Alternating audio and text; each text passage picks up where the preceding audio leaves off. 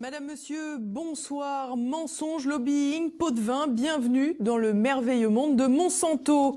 Alors qu'un vote pour prolonger l'autorisation du glyphosate, un composant du Roundup, tarde à se faire au Parlement européen, une enquête révèle, sans grande surprise, que le géant de l'agrochimie ne recule devant rien pour arriver à ses fins.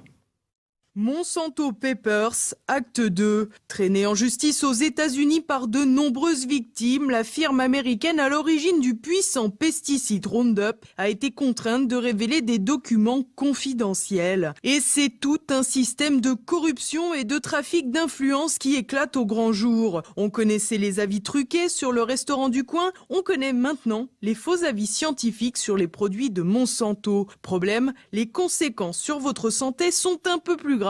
Cancer, perturbations hormonales, qu'importe, la firme n'a qu'une seule ambition, accroître ses profits et tant pis si ça brise quelques vies. En effet, pour cacher les dangers de ces produits pesticides, Monsanto n'a pas hésité à rémunérer des scientifiques pour contrebalancer sa réputation de pollueur et d'empoisonneur. La firme recourait donc à des auteurs fantômes. Une équipe du géant américain rédige des notes de synthèse où les produits commercialisés sont présentés comme efficaces et surtout inoffensifs. Les notes sont ensuite soumises à des scientifiques non affiliés officiellement à la firme pour qu'ils signent et endossent l'article, publié dans des revues spécialisées. Monsanto achète donc sa réputation pour obtenir les agréments nécessaires pour vendre ses produits. Michel Rivasi, député européen Europe Écologie Les Verts en pointe pour l'interdiction du glyphosate, revient sur le scandale.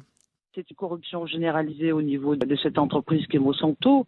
C'est une véritable pieuvre qui, à la fois, avec des moyens financiers, achète des experts et qui menace même des experts de procès. Regardez, la dernière en date, c'est que Monsanto menace d'attaquer en justice la Commission européenne si celle-ci n'homologue pas le glyphosate, qui est vraiment la substance active la plus vendue au monde, et que avec le Roundup, et qui menace de procès la Commission. Enfin, ça veut dire que les multinationales ont pris le pouvoir, voyez, sur tout le monde scientifique, et en plus essaient de menacer les différentes institutions, alors bien sûr les experts, mais aussi la Commission européenne, si jamais ça ne va pas dans leur sens. Il y a beaucoup de gens qui pensent que, à partir du moment où c'est scientifique, les scientifiques sont indépendants et objectifs. Et là, on voit bien que c'est pas le cas, parce qu'il y a des experts qui ont été achetés. Ils ont mis des gens de leur système, vous voyez, à la tête, par exemple, d'agences. Ils ont mis des gens de leur système à la tête de revues scientifiques. Et quand vous avez un article qui dénonce le fait que le glyphosate est cancérigène et que le responsable de cette revue scientifique est quelqu'un qui est très proche de l'entreprise de Monsanto, eh bien vous voyez qu'il a tout pouvoir de dénoncer les experts et de les dénigrer. Avec cette incroyable force de frappe, Monsanto est parvenu à naviguer pendant des années en passant à travers les mailles du filet. Les mises en accusation de scientifiques indépendants ont souvent été vouées aux gémonies, mais il semble que l'heure est à la réhabilitation. C'est le cas pour le professeur Gilles-Éric Serralini, spécialiste de la biologie moléculaire. Il avait mis en avant les liens entre le développement de cancer et l'ingestion d'OGM et de pesticides de Monsanto.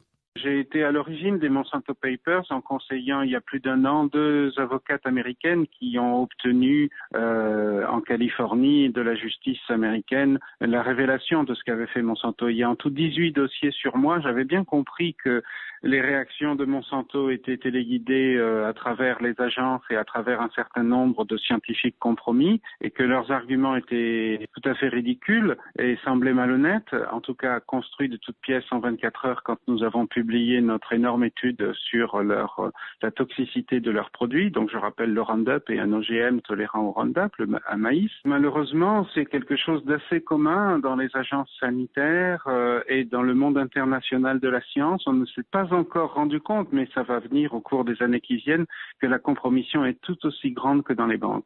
Cela fait maintenant 20 ans que je travaille sur leurs produits, non pas parce qu'ils appartiennent à Monsanto, mais parce que ça fait partie des 10 plus grands polluants du monde. Nous travaillons sur les effets sanitaires des 10 plus grands polluants du monde et nous avons